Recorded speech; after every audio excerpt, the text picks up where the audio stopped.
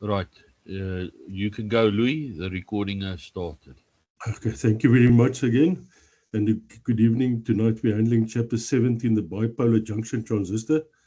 And as I explained earlier this week on the diode, um, you've got an N-type material and a P-type material.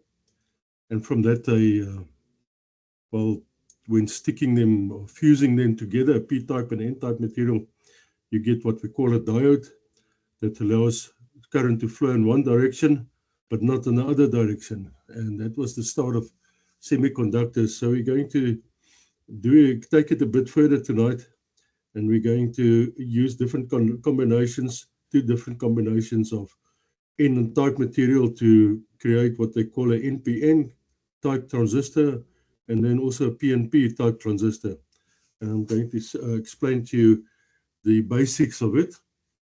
And Henry will take it further to see what the applications of transistors is, which in my view was the most wonderful and important inventions in the area of electronics, and the developments that took place further was the beginning of great things that we know today with computers and radios and everything that we have, um, amplifiers, oscillators, logic switches, everything is based on the transistor. So let's start.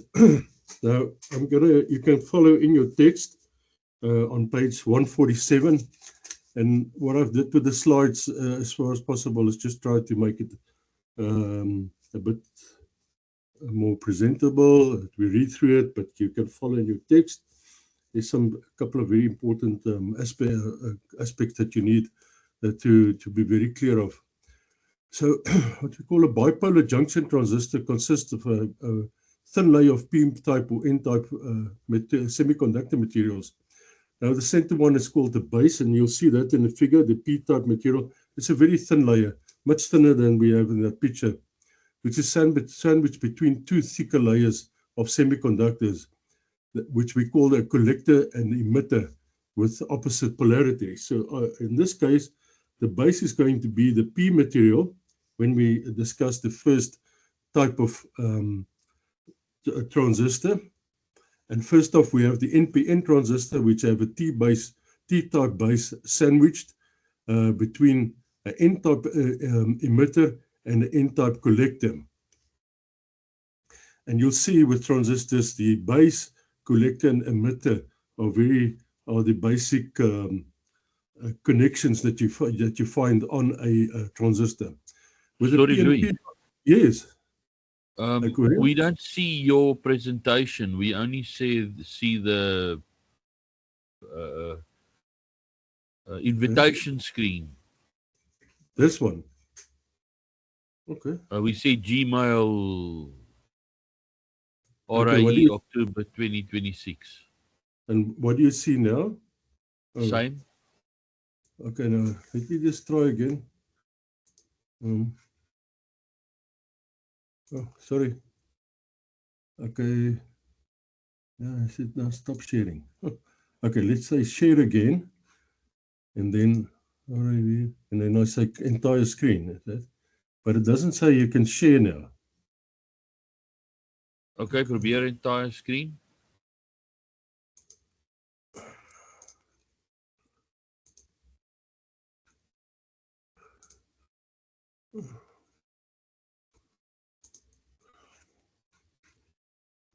Okay, what do you see now? The same as Okay, just now. you don't see the slides. No. Okay, let me go through it again.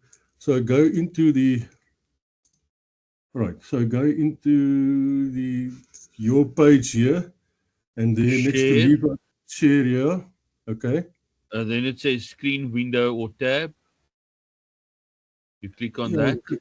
Chrome tab, window, and entire screen. Yes. Okay. You click on entire screen. Screen. Yes. And you click on the window that's opened on the left hand side. And then you click on share. Share. Okay. Right. Got it. Okay. What do you see now? Yeah, now it looks better. Okay. Now you can just switch to your presentations there. If you can make it full screen, it'll be even nice. It's full screen now. Do you see Oh, it now? that's a lot better. Thanks, Louis. Okay, right. Okay, so I have the full screen here. You see on the left-hand side, you see the diagram there. NPN and PNP on the right. Henry, do you see it Yes, there? Menier, we see it. Yes, You Okay, can yes, go yes. ahead. Sorry, my mic was muted. okay, sorry. Okay, so on the left, let's recap here. On the top here, we've got the base, the P material in the center, and on both sides, N material fused to the P. So on the left-hand side, we have the collector and the emitter, and at the bottom, you see the base. And that's what Henry said is very important to know these symbols. You'll see NPN transistor at the bottom, base on top, collector to the left, and emitter to the right. And the arrow of the emitter is showing away from the base. Just be careful about that if you look at the symbol. So then it says NPN transistors have a P-type material sandwich with the N-type emitter and N-type collector. And on the other side, we have the PNP transistor with a base that is N material. And it's on both sides, we have P-type materials, which are the emitter and the collector. So PNP transistors have the N-type base sandwiched with the P-type emitter and the P-type collector. Now you'll see now, it's more or less like a mirror image. You've got a base there, but the emitter is showing on the left-hand side where the collector was in the NPN with the arrow showing towards the base and the collector on the right-hand side. And I'm going to explain a bit later why that is the reason. So the terminal with the arrowhead is always the emitter, and that, just know that. Right.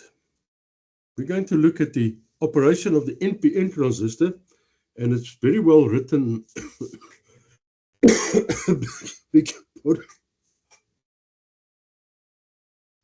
On page 147, the NPN transistor, and I've summarized it there. Now, so assume that an NPN transistor has a potential difference applied between the collector and the emitter, making the collector positive with respect to the emitter. You'll see there it's a positive on the left-hand side at the collector and a negative at the emitter. And that's the diode equivalent to that, right? You've got the base there in the center and the current flowing left to the collector and right through the emitter. You'll see that's forward junction I don't know if you see the arrow. There's the base. Hopefully you see the arrow. Current. That's how it looks in theory, all right? Now, so at the junction between the collector and the base, that junction there, an N-type semiconductor meets a P-type semiconductor, and this is a reversed biased diode junction, and you'll see it in the figure there also. There's the diode, the arrow showing to that side, but there is a reversed biased diode junction. Now, as in a diode, free electrons from the N-type material will migrate across the junction, as I show you with a cursor, filling the holes in the P-type material and creating a thin depletion layer that will prevent current from flowing. And that's the theory we discussed on Tuesday.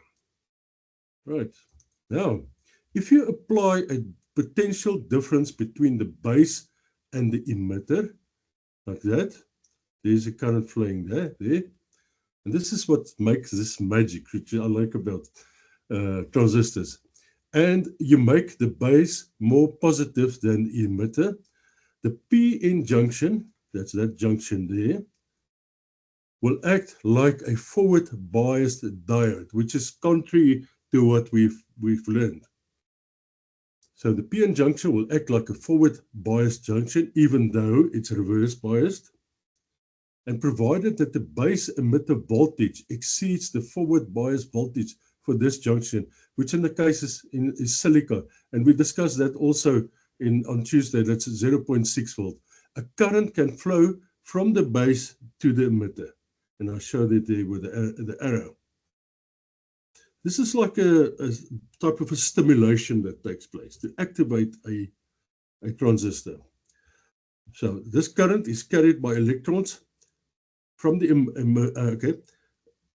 emitter that are attracted by the positive potential of the base and cross the junction into the base where they combine with holes. So what happens then when you get this current flowing there, a current will flow from the emitter to the base, and that will cross the junction into the base where they combine with the holes in the base. So the base is positive holes and the emitter has got the negative electrons, and it fills the holes in the base. Okay. So what now happens, and I say because the base is very thin, many of the electrons from the emitter that are attracted by the base potential do not end up colliding with the holes and recombining, but instead it makes its way across the base and into the collector. So now that gap is broken, or that the barrier is broken. So what happens now, the moment that gateway is opened, and since electron now moved into the from the emitter to collector, all of a sudden a current will flow right through from the collector to the emitter, despite the reverse bias collector base junction. And immediately a current is activated, and it flows from the collector and to the emitter, and it completes the circuit. As long as you have the base current that keeps that current flowing. The moment you take the base current away, the whole thing collapses and it stops. So if you want to reactivate this whole circuit, you have to apply a base current of 0.6 volt. Again, now, so this is possible because electrons from the emitter that escape recombining with holes in the base act as charge carriers in the depletion layer of the reverse bias junction, allowing a current to flow. In an NPN transistor, making the base 0.6 volt or so more positive than the emitter, it will allow a current to flow from both the base of the from the base to the emitter and from the collector emitter. So you have to have a base emitter current that flows 0.6 volt, and you have a collector and from the collector to emitter. So it's two little circuits in one. So you have a base current to the emitter, which activates this whole process to take place, and then you have a larger current that flows from the collector to the emitter. So those two work in unison with each other. If you drop your 0.6 volt base to emitter current, there will be no current from the collector to the emitter. And now you can see how this thing is going to work. So now transistors can be designed so that the current that flows from the collector to the emitter, the collector current, can be many times greater than the current from the base to emitter. And as I said, the base emitter current is just a small current to keep this thing going. And this enables transistors to make small signals larger in a process called amplification. And I think Henry is going to talk about amplification when I've done here. This is a very short one. So now, very important, the ratio of collector current to base current is known as the beta or current gain. In ordinary small transistors, beta can range from 100 to 500, and I think Henry will tell a bit more if you can increase it more than that. So there's the two circuits I've talked about. There you've got you've got two sources of power, and on the left you've got the base current source, IB, that goes into your base, and then you've got another circuit on the right side, the voltage which flows between the collector and the emitter. So in this case, the collector, and you'll see there's a positive side, the collector should always be kept positive with respect to the emitter. And that is for an NPN transmitter. If the base emitter, that current there, okay, first, the collector should be always positive in respect to the emitter. That's that circuit there, part of the circuit. And if the base emitter, that's the base emitter voltage, that's one that goes through there, is less than 0.6 volts, then no base or collector current will flow, and the transistor is shut off. So that's very important to keep your transistor going. Once VBE, that's that one, reaches 0.6 volt, a base current, IB, will flow. There you've got the IB, causing a larger collector current, this BIB to flow through there. So this, the base emitter voltage stimulates or switches on this circuit to flow, right? So VBE will remain around 0.6 volt as long as any base current is flowing. That's actually one of the requisites. The value of beta ranges between 100 and 500 for typical small signal transistors, but it's not well controlled. It should not be assumed to have a particular value. Right, so let's look at the PNP transistor, which is the opposite. So there you've got the base, and immediately you'll see it's a mirror image. So what happens? The PNP transistor operates similar to the NPN transistor, but with the opposite polarity. So when the base gets more 0.6 volt or more negative, you'll see there's the positive at the emitter and not now at the collector, but the base current is negative. A base current IB and a larger collector current IC will flow. So it's precisely the same, but you'll see the emitter shows towards the transistor. So the collector should always be kept, and this the NPN transistor, the collector was positive. And this side, and this PNP transistor, the collector is always negative. Collector should always be kept negative with regard to the emitter. So if the base emitter voltage is less than minus 0.6 volt, then no base or collector current will flow, and the transistor is shut off. Once VBE reaches minus 0.6 volt, a base current will flow, causing a larger collector current, BIB, to flow. Right, so and that, also the value of beta ranges between 100 and 500 for typical small signal transistors. I'm not sure how much PNP transistors are used anymore. If maybe Henry can tell you a bit more than that. And as I remember, PNP transistors have become very scarce, and they were used many years ago, but I'm not sure if they still are used. Right, we go to the transistor switch, and okay, I've jumped to our page, the 148. And if you just want to follow, so the PNP transistor on the top at page 149 explains it there. Just read very carefully through there and make sure that you understand how it works. Then the transistor switch. So transistors are often used as switches because a small base current can turn the transistor on and allow a large collector current to flow. For example, right, let's read this. For example, so suppose you want to switch a 12-volt relay that draws 20 milliamps from a 5-volt microprocessor control signal that can only supply 1 milliamp. Then you can use the following circuit, the circuit there on the screen. So when the input signal is off, 0 volt, no base current flows. And you'll see that from this on the left-hand side of the figure here. The transistor is turned off and no collector current flows. So there's no current coming from the base to the emitter, and there's no current flowing from collector to emitter operating the 12-volt relay. When the input signal, here on the left-hand side, is turned off, plus 5 volt, it raises VPE to 0.6 volt. Then you will activate this transistor and to turn the relay on here. So a collector current now flows, which operates the 12-volt relay there.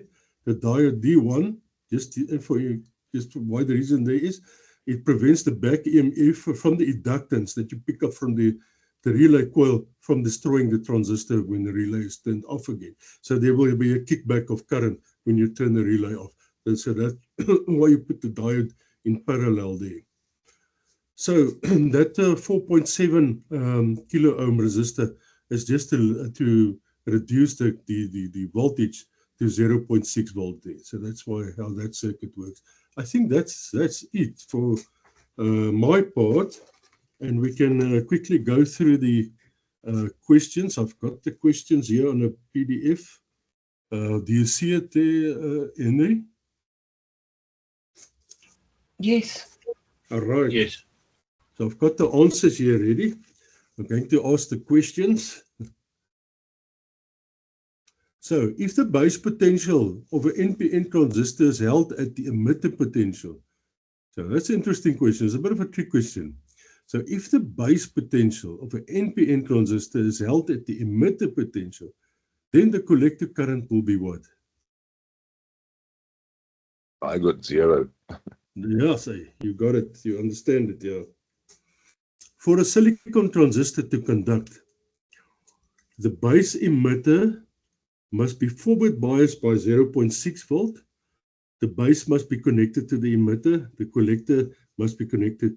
The collector must be connected to the emitter, and the base lead must be disconnected. Is it A? Ja, wie antwoord nou elke keer? Dat is Cliff.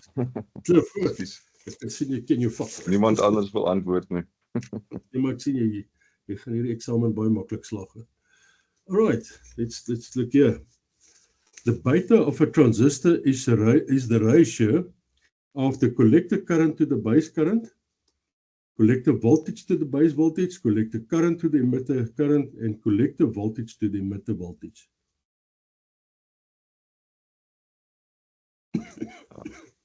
I'll go for A. Yeah. Collector current to the base current, yeah. For excuse me. For a collector current to flow in a PNP transistor, both collector and base must be positive with respect to the emitter. Both the collector and base must be negative with respect to the emitter. The collector must be positive and the base negative with respect to the emitter. And the collector must be negative and the base positive with respect to the emitter. These questions that make you think a bit when you do the examination. What do you say? Bravo. Yes, yeah. Both the collector and base must be negative with respect to the emitter. That's correct. If a transistor is used to control a relay that does not have a protection diodes, the back EMF that's from the relay or the solenoid coil will increase the switching time, decrease the switching time, reduce the power consumption, or damage the transistor. The smoke will come out the transistor. That's correct, yeah. Okay. All right, so if the base current in a transistor is 100 microamp, so that's 0.1 amp, milliamp. No, that's not milliamps. And the beta of the transistor is 100. The collector current is. So you've got 10,000, 100 microamp. Okay, wat sê julle daarvan? 10 milliamp. Okay, wie dit geantwoord? Dis Dave. Ja, jy's reg, ja. Ek kyk hier na my berekening wat ek hier gemaak het, ja. Dan kyk net 'n bietjie hoe het jy hom uitgewerk, want dis 100 microamps 100 microamps times 100 is 10,000 microamps. So divided by 1,000 again, that's still 10 milliamps. That's how you calculate that. 100 microamps times 100 gives you 10,000 microamps, and that is equivalent to 10 milliamps. Right, this one I thought about a lot. For an NPN transistor in normal operation, the collector voltage exceeds the emitter voltage. B, the emitter voltage exceeds the collector voltage. The emitter voltage exceeds the base voltage. Or D, the collector and emitter voltages are equal. Ek het geraai delta.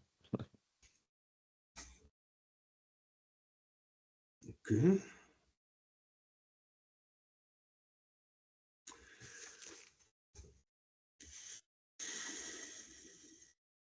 Ja, ek stem saam met jou, ja.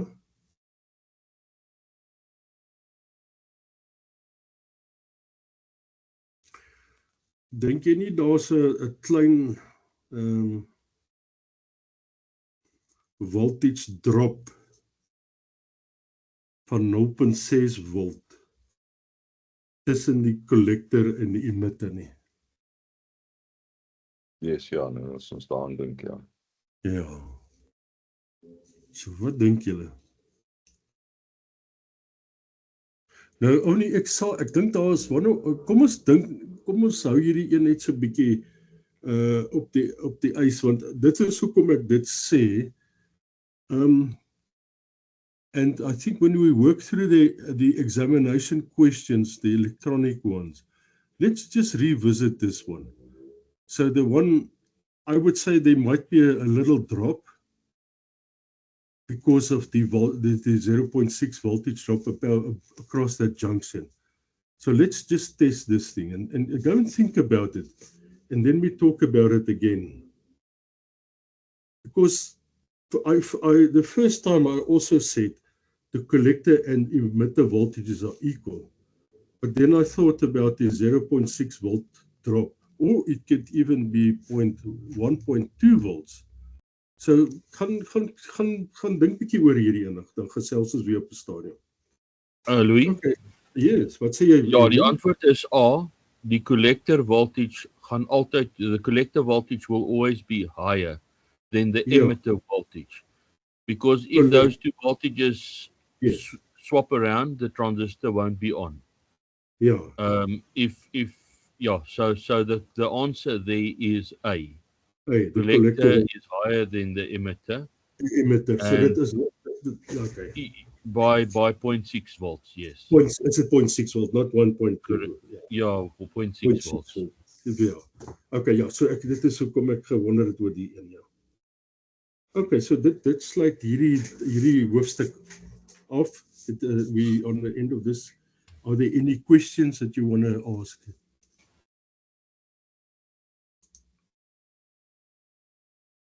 Okay. So as Henny and I say again, know your symbols and know your abbreviations like VBE or IB, and make sure you know what is this might bite you if you're not if you don't know the symbols and so on. Okay, so thank you very much for listening. I'm going to listen. Ek gaan nog so 'n bietjie saam luister hier, né? So, ja, thank you very much. Louis, daarso as jy ophou share, dan sal ek aangaan. Okay. Gaan net hier uit hierdie computer vir my is, né? Okay, so stop sharing. Okay, I've got it there. All right. Thank you. Ek gaan net my microphone mute. Dis reg.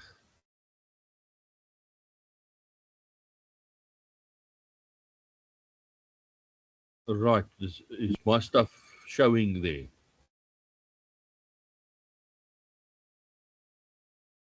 Yep, one's going to sing, yeah. Okay.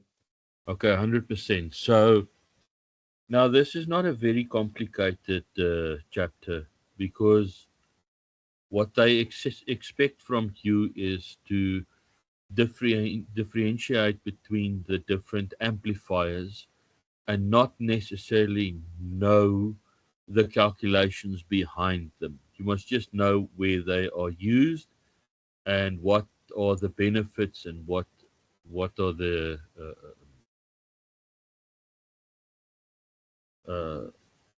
why would you use them in a specific application, and in other cases why not? Now, amplification means that you increase a signal. You get a small signal and you amplify it.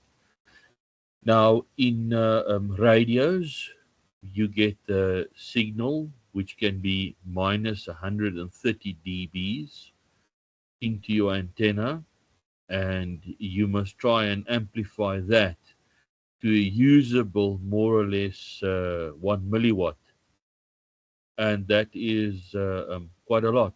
And for that reason, you need an amplifier or a cascade of amplifiers, one after the other, with filters in between to amplify your signal and then extract the desired uh, signal that you need out of them. And for that reason, we've got a couple of different amplifiers. You get a Class C amplifier. Now, before we get to that, I just want to explain over here. This is the NPN. And the way I remember that is not pin to plate. This is the plate. And if it's NPN, the pin is not pointing towards the plate. If it's PNP, the arrow points towards the plate. So you know pin to plate, it's PNP. The base is always over there. The emitter is always the one with the arrow. And then, of course, the one that's left over is the collector.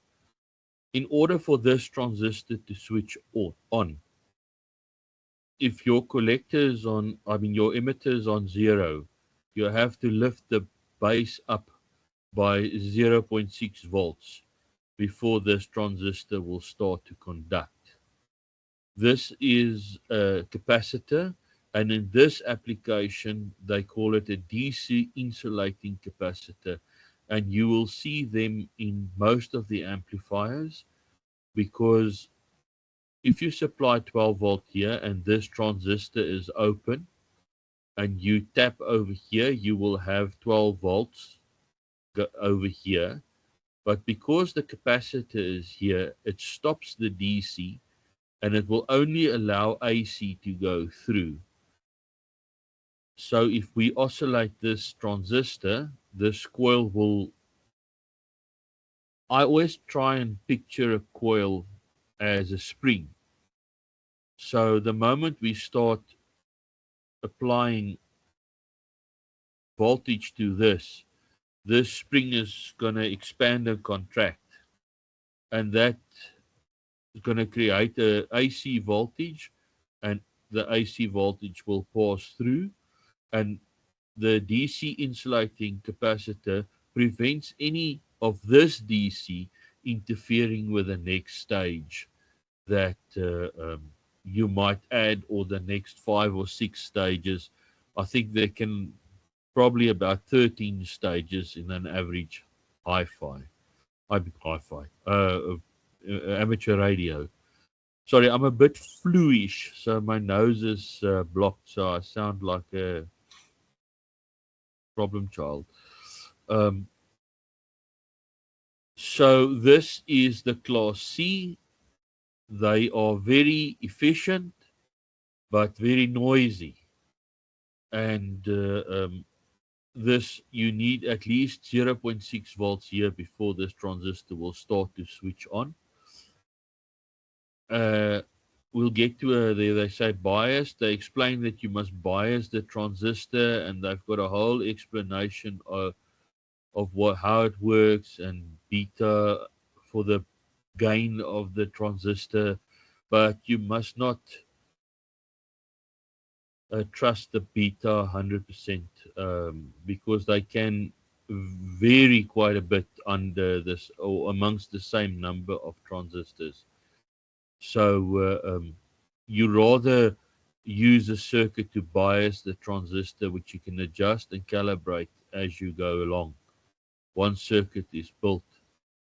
They do not conduct the whole time. They conduct less of a half cycle because of the 600 millivolt that you need before the transistor switches on. So if you look at your sine wave, the sine wave will be a small percentage up already before the transistor switches on. And then when it passes through the negative side, the transistor will not switch on. So it will only conduct half a cycle, but it's very efficient. It's 60 to 70% efficient, but extremely noisy. And for that reason, they can be used for CW, but not for FM transmitters and AM transmitters and so forth. For that, you need a linear amplifier. FM is frequency modulation. We will go into that deeper and in another chapter. Same with amplitude modulation, AM. CW is constant wave, and then SSB is single sideband.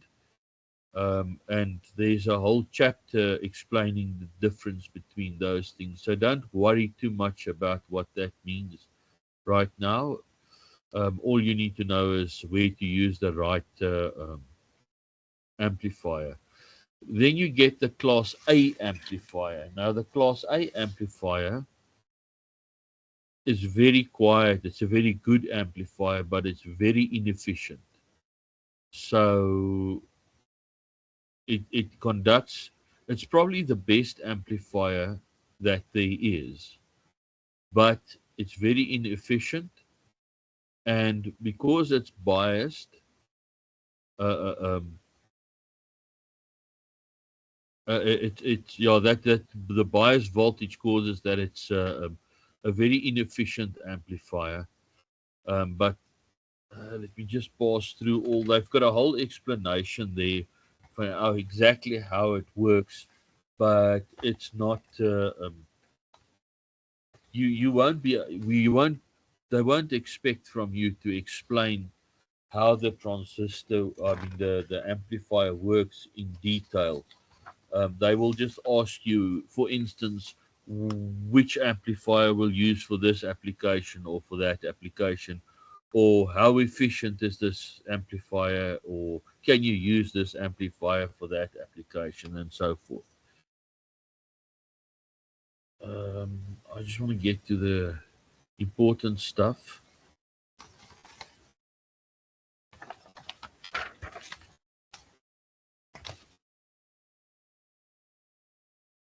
Now, there's a calculation, voltage in, voltage out, and but once again, they won't ask you anything of this.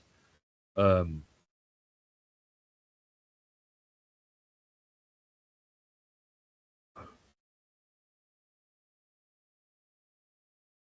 right, here's the. It will faithfully reproduce the exact shape of the input signal at the output.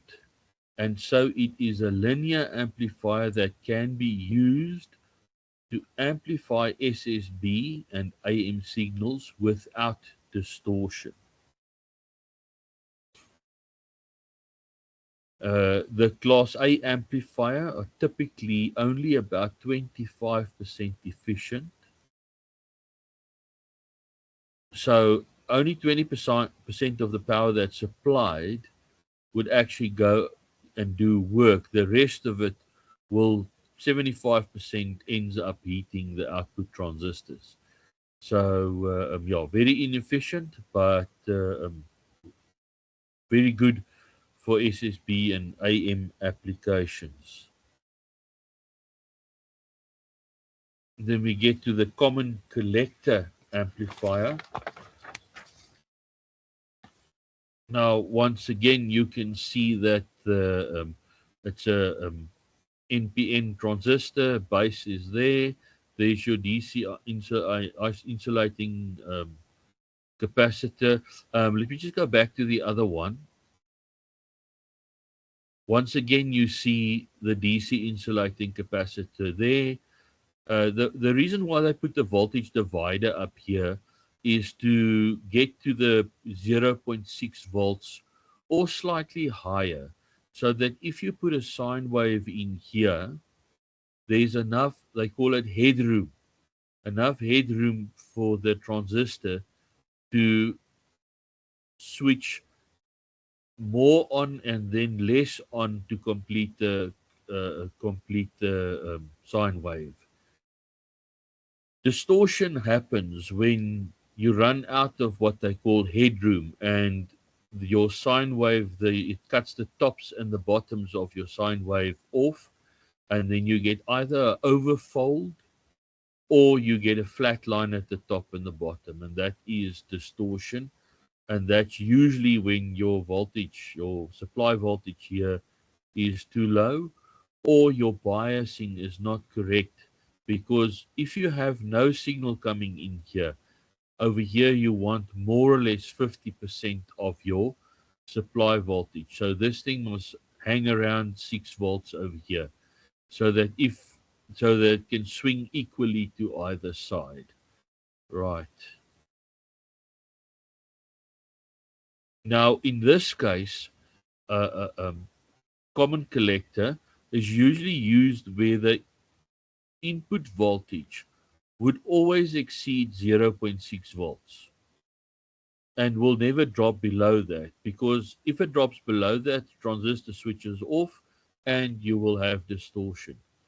So in this case, this transistor will always work at a higher voltage type of signal, and you'll see that it's a lot less complicated in the class A, but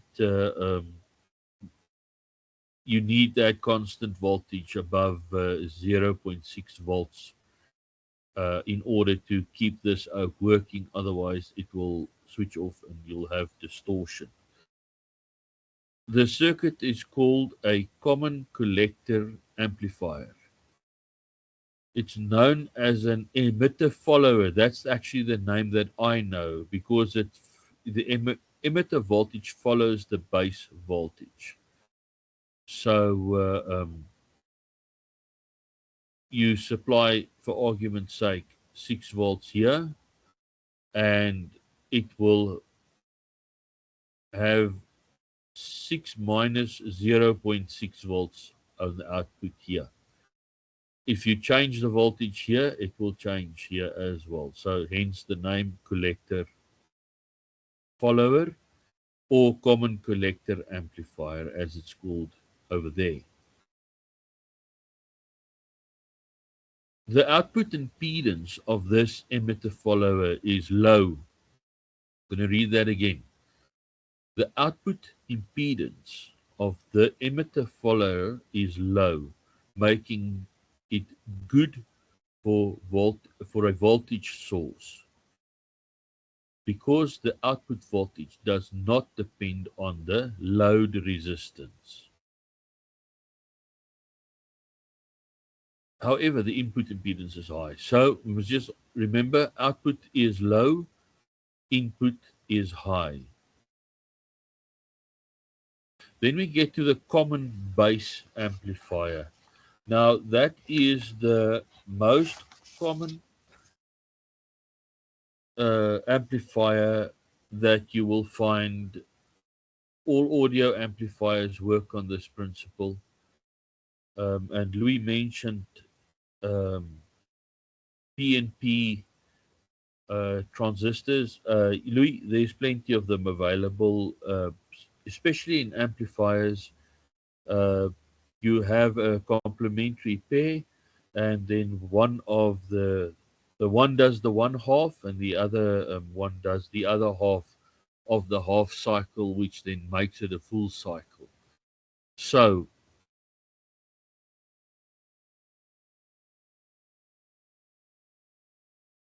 now this common base is AB amplifier.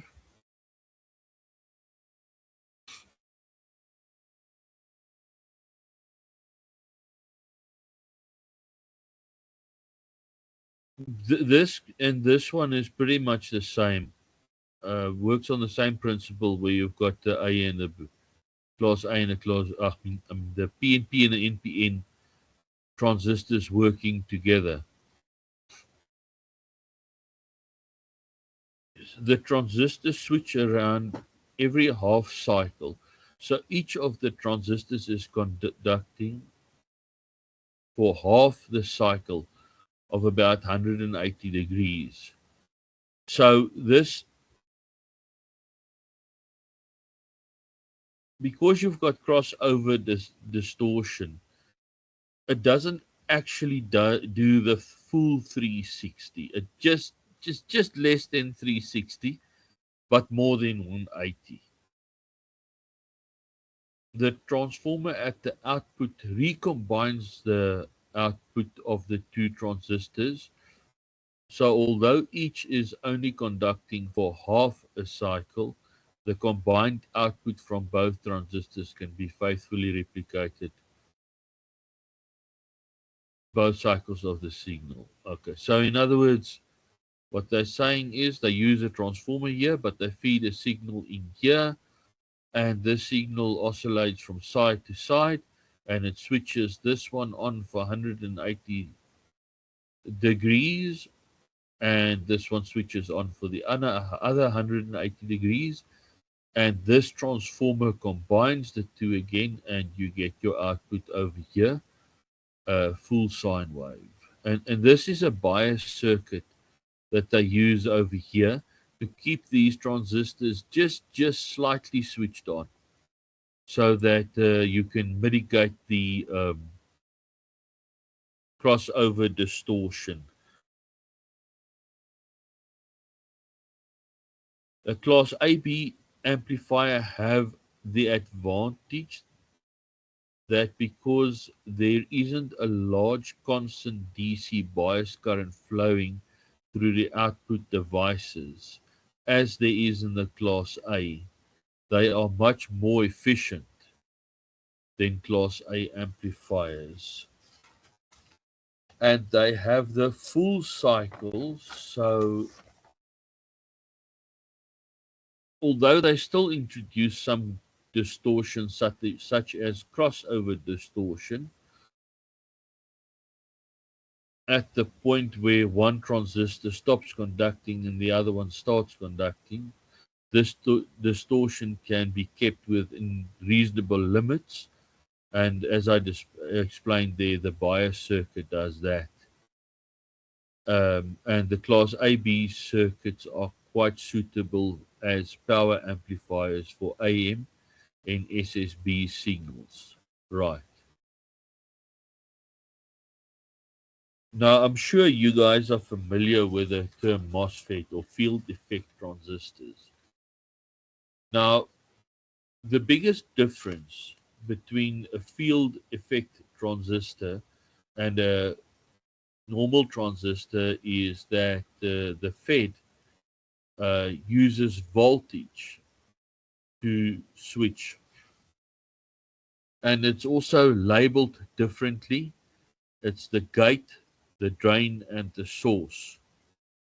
And you get an N type and a P type. And in principle, they work the same as a transistor, but instead of, for argument's sake, 0.6 volts, most of them you need round about between 10 and 11 volts on the gate in order to get the transistor to switch on. But there's no current flowing. It's got a capacitive effect. So MOSFETs can be switched very quickly, and they are a lot more efficient than normal transistors, and that's why they use them in switch mode power supplies and switching power supplies and motor speed controllers and so forth, because they are so efficient and so fast. And they say here in high power switching applications. Then we go to the valve, or the tube as it's called.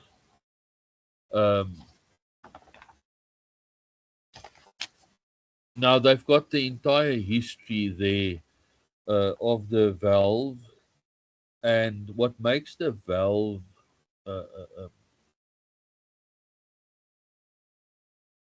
popular is the fact that it can be used for very high power RF applications such as linear amplifiers at levels of 1 kilowatt and above.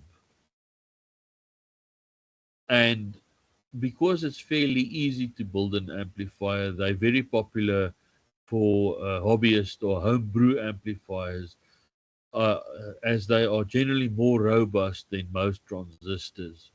Their smoke don't escape that easily.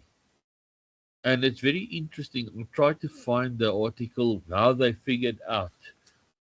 It started at a light bulb that would start tainting on the one side, and they found that it's the electrons that stains the glass over time.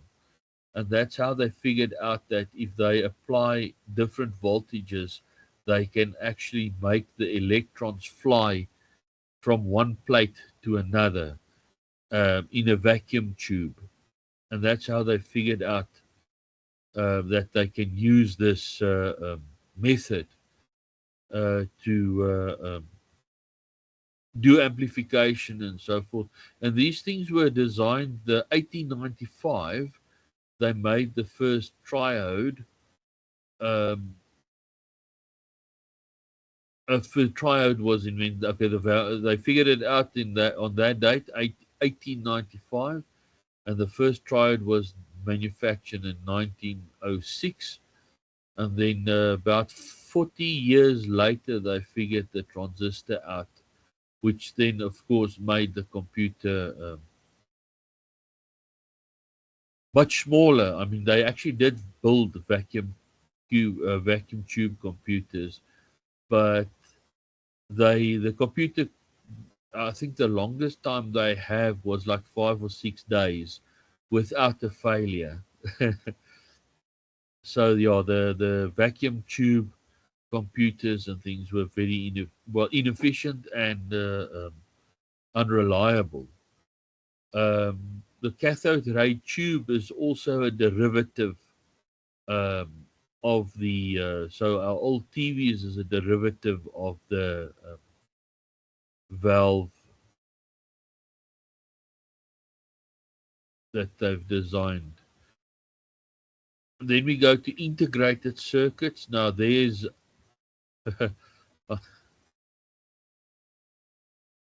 I think this is old news. If we look at Moore's law, I mean, I don't know. I can't tell you. But integrated circuits is basically a bunch of transistors that is made on one silicon die and then encapsulated in either a plastic or a ceramic enclosure with multiple connection pins on the outside.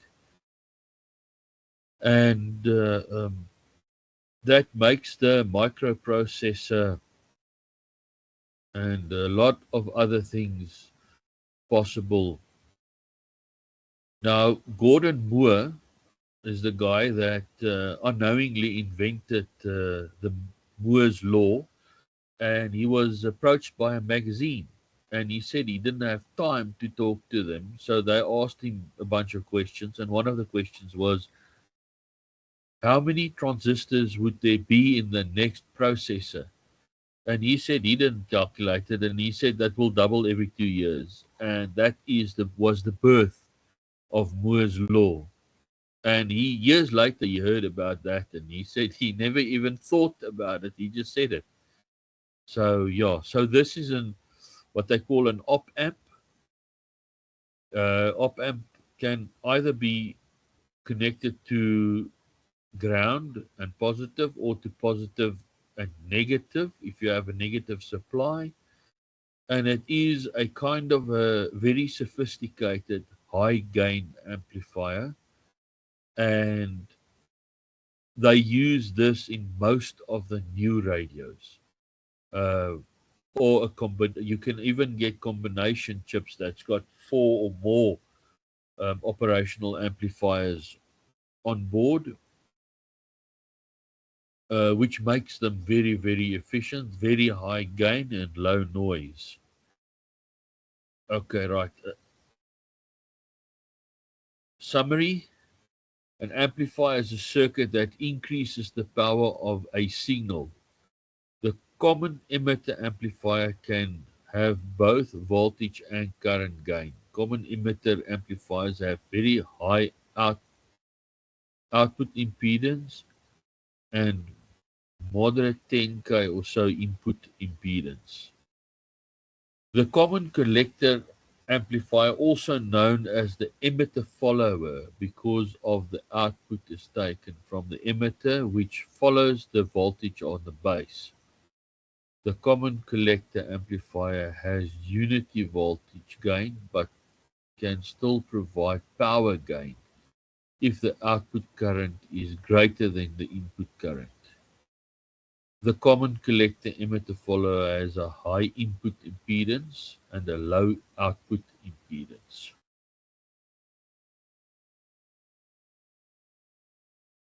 Common base amplifier has a low input impedance and a high output impedance and has a unity current gain. Output current is the same as input current.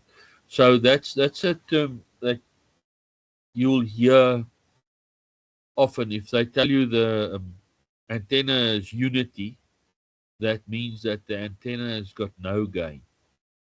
And sometimes when you put a commercial repeater up, ICASA will specify and tell you to use a antenna with unity or unity antenna. That means that you're not allowed to use the antenna with gain. Class B amplifiers conduct for exactly a half cycle. They are not commonly used. Class C amplifiers conduct for less than a half cycle. That would be less than 180 degrees. They can be very efficient but non-linear and introduce distortion.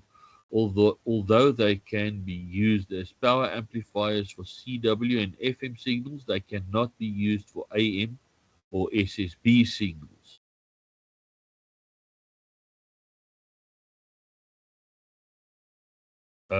Class A-B amplifier uses Class B output devices operating in a push-pull configuration to amplify both the positive and the negative half cycle. They are more efficient than Class A amplifiers, and while they also have more distortion than Class A amplifiers, they can still be used as power amplifiers for AM and SSB signals. Field effect transistors are replacing junction transistors in many applications, especially in logic circuits and high power applications such as RF amplifiers. Tubes have largely been replaced by semiconductors but survive in high power RF applications. So if you want to build yourself a linear amplifier, you need tubes. Okay, integrated circuits offering great sophistication at low prices. That's very true. Microprocessors can be reconfigured to many different applications by wiring some software. Yeah. Excellent platforms, absolutely. If you're not familiar with Arduino and Raspberry Pi, it's really something that you can have a look at.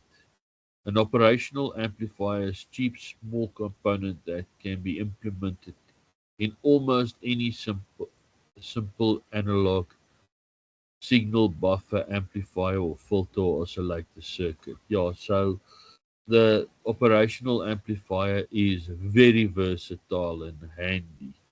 And there's also thousands of them available, each with a specific something that makes it special.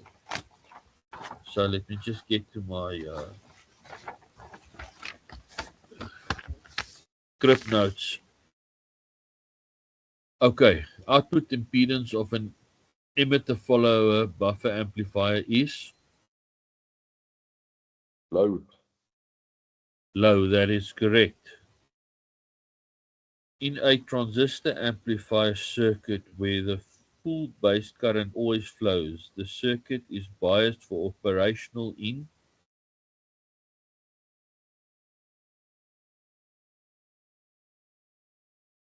I was too lazy to read that bit. So Class A. That's a class A. Right, next question. A class C amplifier conducts over less than half cycle. less than a half cycle. That is correct.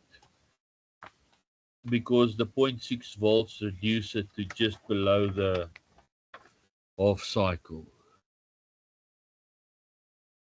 An amplifier class which has the lowest distortion figure is Class A. class A. That is correct.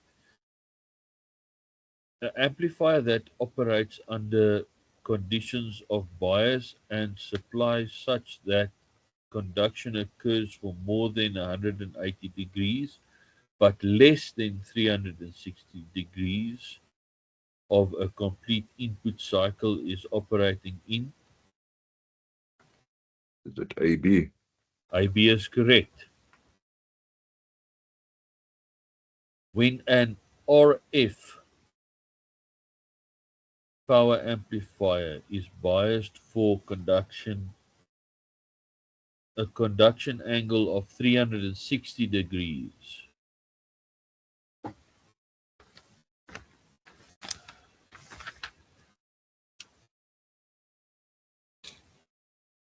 Now, if you want an amplifier to conduct all the way, you know that you can never switch the bias current off. Because if the bias current switches off, it's no longer going to conduct and you're going to lose some degrees. So the answer there has to be B. So the bias current never shuts off the device. Then field effect transistors differ from junction transistors in that they are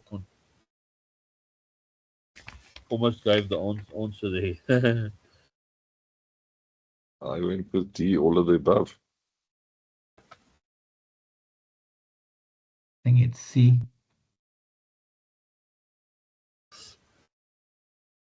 Yeah, the B part, I don't know why they put it in there. It's controlled by voltage rather than current. That is correct. Better in high power applications, that is also correct. I would say all of the above, although I have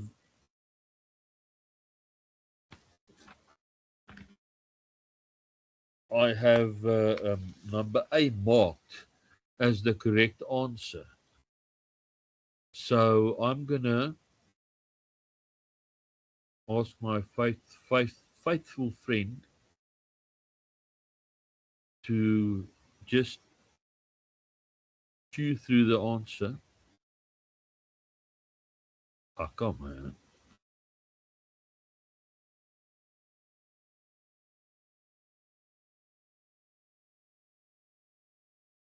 So that we can have a third opinion.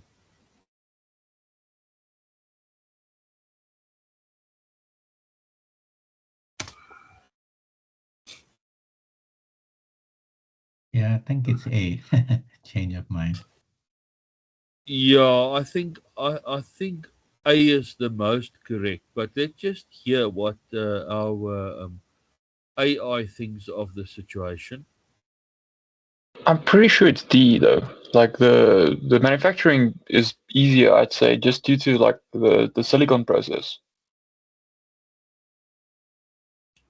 Yeah, I'm also going with D. Yeah, AI says it's A. I guess this is a little bit of a stupid question because there's more than one answer. But I guess maybe I'll take this question to the a guy that wrote it and ask him, listen here, what about this question? What do you? Because I did not see anything that where they mention the manufacturing process is easier in the book. Henry, I think here they're comparing it to, the previous junction transistors. So maybe easier It to could be. manufacture is the exclusion one. Yeah. We know from the I above guess. FETs are A and C. Yeah. Yeah. So I guess if you mark D there, it will also be correct. I mean, because all of the above would then be correct. It But does say in the yeah. sorry, Henry, it does say in the book that the manufacturing process is more efficient and cheaper, etc., etc. So Okay. No, hence that's why 100%. I went with D. Yeah. Then that would be D. I agree. Vacuum tubes are still found in amateur radio applications because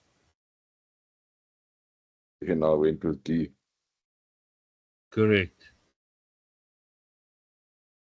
Op amps can be used to implement cheap and easy small signal amplifiers, active filters, all of the above. I mean, Yeah. absolutely D, right. yeah.